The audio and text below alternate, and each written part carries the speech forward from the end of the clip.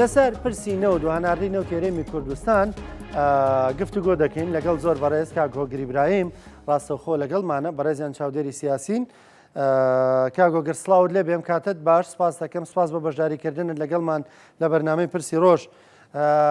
پێم خۆشە بزانم بەڕوانینی ئێوە هەناردەکردنەوەی نەوتی هەرێمی کوردستان لە ڕێگەی سۆمۆوە چ کاریگەریەکی هەبێ، بەتایبەت بە دیوە سیاسیەکەی باز بکەین، چ کاریگەریەکی هەیە لەسەر پێگەی هەرێمی کوردستان و بۆ عێراق دەستکەوتە نەوتی لە دەستی هەرێم دەرێناوە و خۆی هەناردەی دەکا؟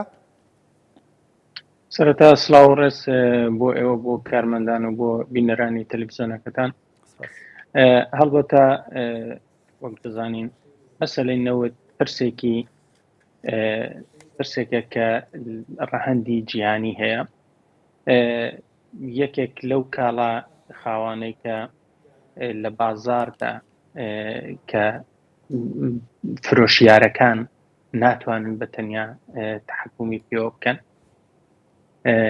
مەسەلەی نەوتە، چونکە کاریگەری ڕاستەخۆی لەسەر ئابووری هەیە، ئابووری جیهان هەیە، بۆیە کۆمەڵێک ڕێکخراوی وەکو ئۆپێک کە بڕیا لەسەر بڕی هەناردە و نرخ و ئەوانە دەن. بۆیە ئەو پرسی دەتوانین بڵین پرسێکی جیهانیە، پرسێکی تەنیا ئەوە نیە کە تۆ وەکو هەر کاڵایەکی تری ئاسایی بەرهەمی بینی و بیفرۆشی. من پێم وایە مەسەلەی هەناردەکردنی نەوتە لە ئەوەڵەوە لە هەرێمی کوردستان کێشە ساز بوو، هەم لە بواری گرێبەستەکانی نەوتدا، هەم لە بەرهەمهێناندا، هەم لە مامەڵەکردن بە نەوتەوە کێشە ساز بوو. ئەوە وای کردکە و کێشانە هەموو دەزانێت کە لە 2023 پێتر بە بڕیارێکی دادگای ناوژیوانی لە پاریس ئەو هەناردەکردنی نەوتی هەرێمی کوردستان ڕاگیرە. ئێستا مەسەلەی هەناردەکردنەوەی نەوتی هەرێمی کوردستان پێم وایە زیاتر مەسەلەیەکە کە پەیوەندی بەو گۆڕانکاریە سیاسیانەی کە لە هەرێمەکەدا ڕوودن. پرسی گۆڕانکاری لە سووریادا، ینی گۆڕانکاری ئەو هاوکێشانێکە لە هاوکێشە سیاسیانێکە لە ناوچەکە ڕوویاندا. اینجا لەگەڵ ئەوەشدا مەسەلەی گێڕانەوەی عێراق بۆ ناو سیاسەتی نێودەوڵەتی و کردنی عێراق بە دەوڵەتێک کە توانای بڕیاری سیاسی هەبێت، ئەوانە کۆمەڵێک فاکتەرن کە کاریگەریان هەیە. دوایەوە مەسەلەی ئێران هەیە، ئەنی ئەوان هەموو کۆمەڵێک فاکتۆرن کە دەتوانین باسییان کەین. وە لە هەمووی گرنگتر ئەو دابشکاری نفوسەیە کە لە نێوان زلهێزەکاندا لە ناوچەکەدا ڕوودات. ئێوە دەزانن کە ئیتفاقێکی تازە لە نێوان بریتانیا و عێراقدا کراوە بۆ کە زۆر بوار لە خۆ دەگرێت و بواری نەوت و وزە یەکێک لەو بەندانەیە کە لە ناو ئەو ئیتفاقێدایە. هەر وەک دەزانین ئێستا بریتیش پەترۆم مەسەڵەن نەوتی کەرکووک لەژێر دەستێودا و کۆمەڵێک عەقدی ئاوا لەگەڵ این کراوە و لەگەڵ ئەوەدا ئێستا هەناردەکردنی نەوتی هەرێمی کوردستان دەست پێ دەکاتەوە. یعنی لێرەدا مەسەلەی کۆنتڕۆڵکردنەوەی عێراقیانیش گەڕانەوەی هەژمۆنی بریتانیا بەسەر عێراقدا لە هەمان کاتدا هەبوونی هەژمۆنی ئەمریکاش لە ناوچەکەدا هەیە. بەڵام بەڕای من ئەوەی کە دەردەکەوێت مەسەلەی هەناردەکردنەوەی نەوتی هەرێمی کوردستان زیاتر پەیوەندی بە سیاسەتی ئەمریکاوە هەیە. ئەویش گرێدراوی ئەو گۆڕانکاریانەیە باسم کرد. ئێمە زین لە ڕاگررتنی کاگۆگر تۆ دەنگم دێ بەڵە گوێمان لە دەنگ تا زۆر بە باشی ببوورە کە ڕام گرتی، ینی دەمێ پرسیارەوە بکەم ئاماژەت بەوە کرد هەناردەکردنەوەی نەوتی هەرێمی کوردستان پاکێجێکە پەیوەندی بە گۆڕانکاریەکانی ناوچەکەەوە هەیە، ئەوەندەی کە پرسێکی عێراقی هەرێمی کوردستان ناوخۆی بێ. بەڵێ مەسەلەی لە مەسەلەی ئەو گۆڕانکاریانەی کە ڕوودە لە منتیقەکەدا ئێمە دەبینین تورکیا وەکو یەکێک لەو ئاکتەرانەی ناوچەکەیە و لە ڕاگررتنی نەوتی هەرێمی کوردستاندا ئەوەی کە زەرەرمەند بوو بە دەرەجەی یەک هەرێمی کوردستان بوو وەکو حکوومەت و دەسەڵات و دەوڵەتی تورکیا بوو. ئێستا لەناو ئەو گۆڕانکاریانەی کە ڕوودەن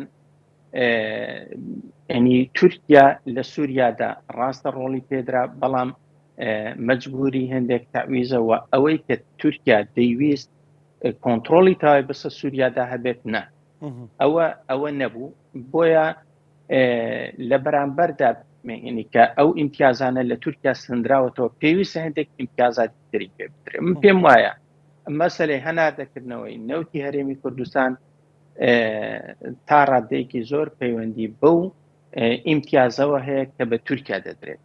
ئەمە ڕەهەندێکی تریشی ڕەهەندی ناوخۆییشی هەیە طبعاً مەسەلەی عێراقا و دەرخستنی عێراق لەژێر هەژمونی وڵاتە ئیقلیمیەکان ینی ئەوەش ڕەهەندێکی تریەتی ئێمە دەزانین کە ئەو ئیتفاقی کە باسم کرد ئەو ئیتفاقی بینی عێراق و بەریتانیا بەڕاستی من لە ئیتفاقی 1930 نێوان عێراق و بەریتانیای دەچوێنم ینی دەتوانی ینی بە جۆرێک بەو شێوەیە مامەڵەی لەگەڵ بدرێ. مەسەلەی ئەو سیاسەتەی ئەمریکا ڕوو بە ئێران ئەوە تەسیری لە عێراق هەیە. عێراق ڕێگەی پێدراوە هەتا ساڵی 2028 هەناردەی غاز لە ئێران بکە. دەبینین لەو ئیتفاقەدا هەندێک شت هەیە بەشێک هەیە سەبارەت بە مەسەلەی وزە هێنانی کارەبا مەسەلەی کارەبا بەستنەوەی تۆڕی کارەبای عێراق بە وڵاتانی عەرەبیەوە ئەوە بەشێک لەو پرۆژەیە. اینجا بۆیە چێوەیەدا بەڵێ باشە کاگۆگر ئاماژەت بەوە کرد دەڵێی دەیانەوێت تا ڕادەیەک وەکۆی کە دڵی تورکیا ڕابگرن ها لە ناوچەی دیکە دەستیان بەستووە بەڵام دەیانوێت دڵی ڕابگرن کەواتە هەناردەکردنەوەی نەوتی هەرێمی کوردستان خێروبێرەکەی ڕاستە کەمێکی ڕەنگە بۆ هەرێم بێ بەڵام زیاتر بۆ تورکیا چونکە لە ئاساسەوە بۆ ڕاگررتنی دڵیەوە. ئەزانین چۆنە ئێستا بە جوێرەی ئەو بڕیارانەی کە لە دادگای فیدراالیەوە دەرچوون سەبارەت بە پرسی بودجەی هەرێمی کوردستان دەبایە ئەو پرسی بودجەی هەرێمی کوردستان پرسی موچەی فەرمانبەرانی هەرێمی کوردستان چارەسەر بێت ینی ئەو بڕیارانە ئەو مەسەلەی چارەسەر کردو و لەگەڵ ئەوەی کە بڕیاری ڕاگررتنی نەوت درابوو کەواتە ئەو پرسی هەناردەکردنەوە لە ئەساسدا تەسیرێکی ئەو توی بەسەر مەسەلەی بودجەوە نابێت چونکە من پێم وایە مەسەلەی بودجەی هەرێمی کوردستان قەیرانی دارایی هەرێمی کوردستان قەیرانێکی زیاتر ئیداری و حکومداریە لەوەی کە قەیرانێکی دارایی و ئابووری بێت بۆیە تەسیرێکی ئەو توی نابێت. بەڵام مەبەستە چییە لەوە کاگۆگر مەبەستە چییە لەوە ینی دەڵێ قەیرانەکە فەرموو ئیداریە دارایی نیە بەڵێ قەیرانەکە ئەوەیە کە تۆ ئێمە لە هەرێمی کوردستاندا لە 2013 و 2014ەوە دەستکراوە بە هەناردەکردنی نەوت تا ئەو کاتێکدا حکوومەتی هەرێمی کوردستان بڕیاری هەناردەکردنی نەوتی داو و مەسەلەی سربەخۆی ئابووری هێنا بەرباسەوە کێشەیەکی دارایی لە هەرێمی کوردستاندا نەبوو ینی مانگانە بەشە بودجەی هەرێمی کوردستان لە عێراقەوە دەهات بەڵام لەگەڵ ئەو بڕیاری هەناردەکردنی نەوت و بەرهەمهێنانی نەوت و مەسەلەی ئیدعای سربەخۆی ئابووری کە پێی دەڵێن ئابووری سربەخۆ ئەو قەیرانانە دروست بوون. ئەوەش لە کاتێکدا کەوانە ئیدعایان دەکرد حکوومەتی هەرێمی ئیدعای دەکرد کە بە فرۆشتنی نەوت بە سربەخۆی کوردستان دەبوژێتەوە خەڵک خێروبێری دەبینێ بەڵام نەتیجەکەی دەبینین کە هەرێمی کوردستان تووشی قەرزداریەکی زۆر بووە ینی وەک ئەوەی کە هەرێمی کوردستان نەک نەوتی فرۆشت بێ نەوتی کڕی بێ ینی ئەوە لەکوێوە دێت ئەوە بە هیچ لێکدانەوەیەکی ئابووری معقول نییە مەسەن وڵاتێکە ڕۆژانە سەر و 500,000 بەرمیل نەوتی فرۆش بێت و لە کۆتاییدا قەرزدار بێتە کاتە مەسەلەکە ئابووری نیە، مەسەلەکە ئیداریە حکومداریە و ئێستاش کە ئەو بڕیارانەی دادگای فدراڵی دەرچوون و بۆی کە حکومەتی هەرێم ملتەزم بێ بە ڕادەستکردنی نەوت و داهاتە ناوخۆیەکان و سنووریەکان و لە بەرامبەردا حکومەتی ناوەندیش ملتەزم بێ بە ناردنی بەشە بودجەی هەرێمی کوردستان،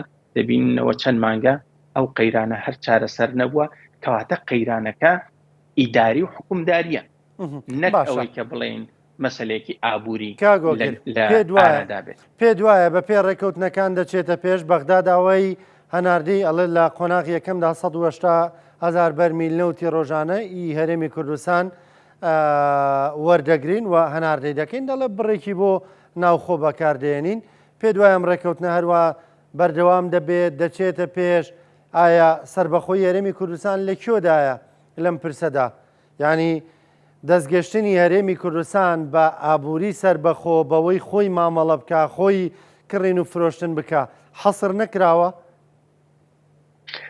زانیم چۆنەکە کە ڕانکۆی مەسەلەی هەرێمی کوردستان ئێمە دەبێ بەڕاستی ڕاست و دروست مامەڵە بکەین وەکو مامەڵەشی لەگەڵ بکرێ وەکو هەرێمێکی فیدراڵ لە چوارچێوەی عێراقدا. ینی هەرچەندە ئەو مۆدێلە لە فیدراڵی لە شوێنێکی دنیادا نییە کە تاکە هەرێمێک لە وڵاتێکدا هەبێ هەرێمێکی فیدراڵی بێ، بەڵام بمانەوە نەمانەوە هەرێمی کوردستان هەرێمێکی فیدراڵی و لە چوارچێوەی عێراقدا هەم لە دەرەوە مامەڵی لەگەڵ دەکرێمە لە پرسی ڕفراندۆمدا بینیمان، هەمیش ینی لە ڕووی دەستوریە و لە ڕووی قانونیەوە ئەو کێشەیە چارەسەر بۆ کەواتە تۆ دەبێت لە چوارچێوەی عێراقدا تەماشای ئەو مەسەلەیە بکرێت. بەڵام دەسەڵاتدارانی هەرێمی کوردستان ینی زیاتر وەکو لە پێناو دەسەڵاتی خوان و کۆمەڵێک بەرژەوەندی حیزبی و بنەماڵەییدا ئەو مەسەلانە دەکەن بە قەیران و وا مامەڵە دەکەن وەکەوە کە هەرێمی کوردستان دەوڵەتێک بێ لە ناو دەوڵەتێکدا، خۆ کێشەکە زیاتر لێوەوە سەرچاوە دەگرێت. بۆیە ئەو مەسەلەی هەنار دەکردنەوە پێم وایە پەیوەندی وەک لە ئەوڵەوە گوتم ئەو مەسەلەیەکی سیاسیە، ئەوە دیسان دەگەڕێتەوە سەر هەل و مەرجە سیاسیەکان بەکوێدا بە کام ئاراستەیەدا دەڕۆن، چۆن گۆڕانکاریە سیاسیەکان شکل دەگرن لە داهاتوودا، بەکوێ دەگەن. بە گوێرەی ئەوە پێم وایە مەسەلەی هەناردەکردنەوەی نەوت ئایا ئاستەنگی تری دێتە بەربەست، کێشەی تری پێدەکەوێت یان ئەوە گرێدراوی ئەوە، ئەگەرنا هەر ئەوەی کە حکومەتی هەرێم یا حکومەتی عێراق حکومەتی ناوەندی مەسەلەن 180,000 بەرمیل داوا دەکات، ئێخۆ بە حسابی ئەو داتانەی کە هەرێمی کوردستان پێشتر بڵاوی کردوێتەوە داهاتی بەرهەمی نەوت زیاترە لەوە. مەسەڵەن عێراق لەوەشدا تەنازولی کردوێنی ئەوانە بەڕاستی کۆمەڵێک شتان هەر غەیرە قانونیشن، بەڵام بەهۆی هەلومەرجی سیاسیەوە ئەو مەسەلە قانونی و ئابووریانە زۆر حسابی وردیان لەگەڵ ناکرێت، حسابی وردیان لەسەر ناکرێت، بەڵکو کۆمەڵێک تەنازولات دەکرێت، سازش دەکرێت بۆ ئەوەی وەزعەکە بەڕێوە بچێت. کاگۆگر دوا پرسیارم پێ دوایە هەناردێکردنەوەی ئەم جارەی نەوت هەرێمی کوردستان لە ڕێگەی بەغداوە، ینی خێر و بەرەکەت خێر و خۆشی بۆ خەڵکی هەرێمی کوردستان دەهێنێ؟ بەڕاستی من زۆر بۆ خۆشببین نیم، هیوادارم وابێ، بەڵام پێم وانە وەکوتم ئەو کێشەیە کێشەیەکی لەلایەنی هەرێمی کوردستانەوە لەلایەنی عێراقیشەوە، ئەو کێشەیە کێشەیەکی حکومداری و کێشەیەکی ئیداریە. بۆیە تەماشا دەکەین سەر ڕای ئەو پێشتر لە مەسەلەی ئابووری سربەخۆدا هەرێمی کوردستان 30 میلیارد دلار قەرزدار بە و یەک تقریبا نیوەی ئەوە قەرزی موچەخۆرانە، ینی ئەوە پێم وانییە ئاوە بە ئاسانی چارەسەر ببێت. اینجا دوای ئەوەش کە ڕاژ گیراوە لە مەسەلەی جێبەجێکردنی بڕیارەکانی دادگادا دیسان کەم و کورتی تێدا دروست بوو، دیسان مەسلەی موچەی فەرمانبەران چارەسەر نەکراوە. ینی بۆیە پێم وانە من ئەوەندە خۆشببین نیم کە ئێستا بەهۆی هەناردەکردنەوەی نەوتی هەرێمی کوردستان جارێکی بڵین ئەو کێشانە چارەسەر بن. من پێم وایە هەتاوەکو کێشەی حکومداری شەفافیت لە داهات و خەرجی هەرێمی کوردستاندا نەبێت، ئەو کێشەی ئابووری کێشەی بژیوی خەڵک چارەسەر نابێت. ئێمە حکوومەتێکمان بەڕێ کرد ئەوە نزیک بوو بە 6 ساڵ بەبێ یاسای بوجە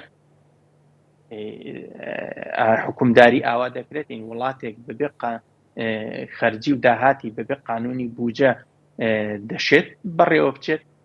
پێم وایە ئەو پرسە گرنگانەی حکومداری چارەسەر نەبن، قەیرانی ئابووری و پرسی بژێوی خەڵک ئاسۆیەکی ڕوونی نییە. بەڕێز هۆگری برایم چاودێری سیاسی سپاس دەکەم لە وڵاتی سویدۆ لەگەڵمان بووی. سپاس بۆ ڕوونکردنەوە.